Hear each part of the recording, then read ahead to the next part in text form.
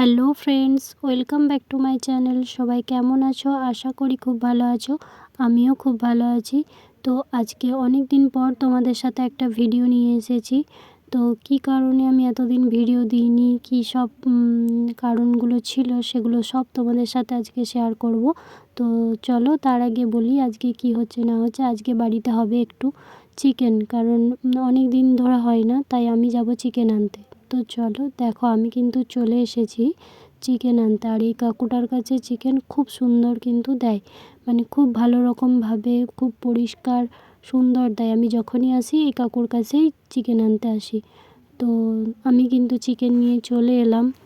Chicken নিয়ে আসার পর আমি এটা একটু ব্যাগ থেকে বের করে বাটিতে ঢেলে রাখবো, সেই জন্য দেখো ব্যাগ থেকে বের করে নিচ্ছি।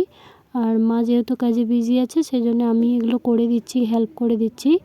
তো দেখো আমি চিকেনটা বের করে নিচ্ছি। আর এখন কিন্তু শুধু চিকেনটা ব্যাগ থেকে বের করে মানে প্যাকেট থেকে বের করে জায়গায় ঢেলে রাখবো, কারণ এখন আমি ধোবো না। আসলে এখন যদি আমি এটা ধুয়ে দিই তাহলে কিন্তু থসথসে হয়ে যায় মাংসটা, সেই কারণে আমি এখন ধোবো না, এটা শুধু বের করে রেখে দিলাম।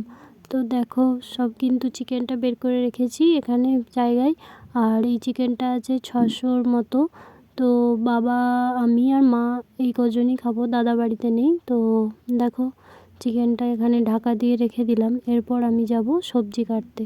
তো এই টমেটোগুলো দেখতে পাচ্ছ, এই টমেটোগুলো আমাদের গাছের, মানে বাড়ির গাছের টমেটো। গাছটা কিন্তু লাগানো নয়, এমনিই বেরিয়েছে, তার থেকে এত টমেটো ফলছে। আমি এখন চলে এলাম দেখো রান্নাঘরে, সেটাই তোমাদেরকে বলছিলাম। তো আমি এখন এসেছি সবজিগুলো সব কিছু কেটে রাখার জন্য, মানে মাংসর যা কিছু লাগবে সব কিছু রেডি করে নেব। আদা, পেঁয়াজ, রসুন, এগুলো সব, টমেটো, এগুলো সব কেটে নেব। আসলে অনেকটা দেরি হয়ে গেছে, আমি গেছিলাম টিউশন পড়াতে।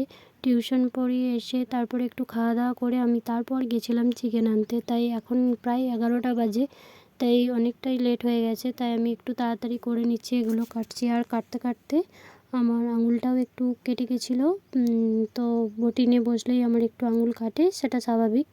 তো এইভাবেই আমি করেছি পুরো কাজটা। দেখো আমার সব কিছু আমি রেডি করে নিয়েছি, টমেটো, আদা, রসুন সব কিছুই। তো আর হবে লাউ। তো মা লাউটা কেটে রেখেছে, লাউ হবে মাছের মাথা দিয়ে। তো এটা মা করবে, আমি করব চিকেনটা। দেখো পেঁয়াজ কাটতে কাটতে আমার কি অবস্থা, চোখে জলে ভর্তি হয়ে গেছে, কান্না করে ফেলেছি পুরো, মনে হচ্ছে যেন কাঁদছিলাম। আর এখানে মা রান্না করতে বসে গেছে লাউয়ের মাছের মাথা দিয়ে। তো ভাতও রান্না হয়ে গেছে, শুধু আমি এরপর করব চিকেনটা। তো যখন চিকেনটা করব তখন তোমাদেরকে আমি দেখাবো। তো দেখো মা কিন্তু রান্না করে নিয়েছে, তা আমাকে বলল কি যে চিকেনটা করে নিতে। তো চলো, প্রথমেই কিন্তু আমি আলুগুলো ভাজতে দিয়ে দিয়েছি। আর মাংস রান্নার রেসিপির ভিডিও আমার চ্যানেলে কিন্তু দেওয়া আছে, চাইলে তোমরা দেখতে পারো। আর মাংস রান্না কিন্তু আমি বেশিরভাগ করি, মা খুব কম করে, আর আমার বাবা করে, নয়তো আমিই করি।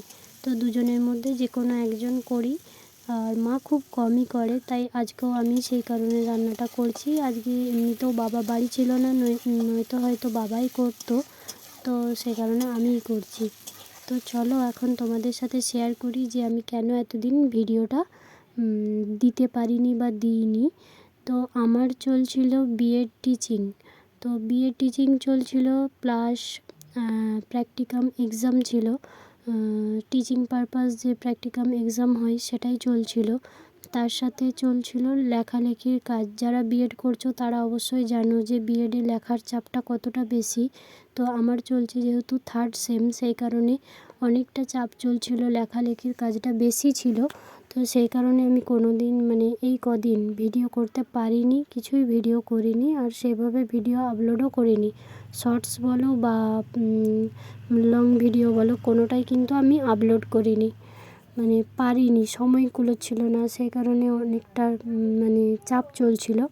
এরপর থেকে আমি মানে প্রতিদিন না হলেও একটা দুটো করে ভিডিও আমি আপলোড করব।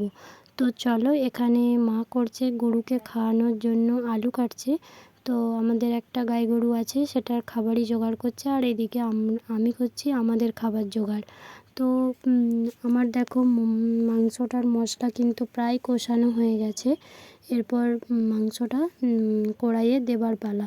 তো মাংস কড়াইয়ে দিয়ে আমি মাংসটা কষিয়ে নেব। আর তোমরা চাইলে পুরো বড় রেসিপির যে মাংসের ভিডিও আছে আমার চ্যানেলে, সেটা গিয়ে তোমরা কিন্তু দেখতে পারো।